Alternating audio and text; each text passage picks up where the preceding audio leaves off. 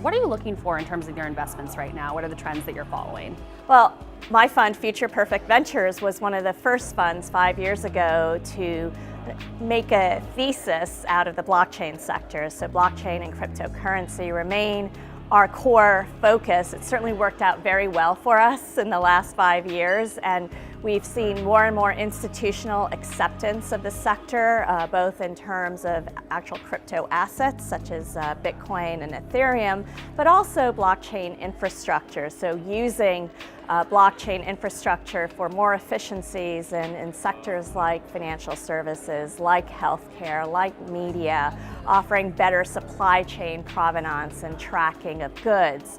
So we're going to continue to see that evolve. I always like to say we're in where 1994 internet was, and I was lucky enough to be engaged in the internet sector back then, and this is certainly very similar in a lot of ways in the imagination the technology is capturing with really smart entrepreneurs. And of course, there is a lot of hype around cryptocurrencies right now. What do you think are the biggest misconceptions about the space?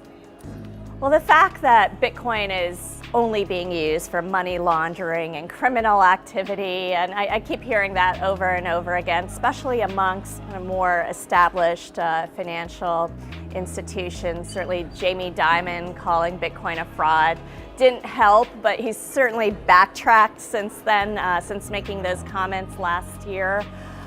This technology has the potential to be just as transformative as the internet. The internet created connectivity of information. What blockchain technology can do is create connectivity and instantaneous transactions around currency, such as what Bitcoin does, or it could be data. As machines start to talk to each other, we're going to need ways for them to communicate without human intervention, and blockchain technology can allow that. So I think there's a lot of misconception on what the underlying technology really means for the world. I just got back from the emerging markets. I was in Beijing, I was in Korea, Mumbai, and in a lot of those places, they don't have financial institutions, they don't have health insurance, and I feel like they really understand where this technology can take them more than a lot of the developed markets where we take credit cards and banks for granted.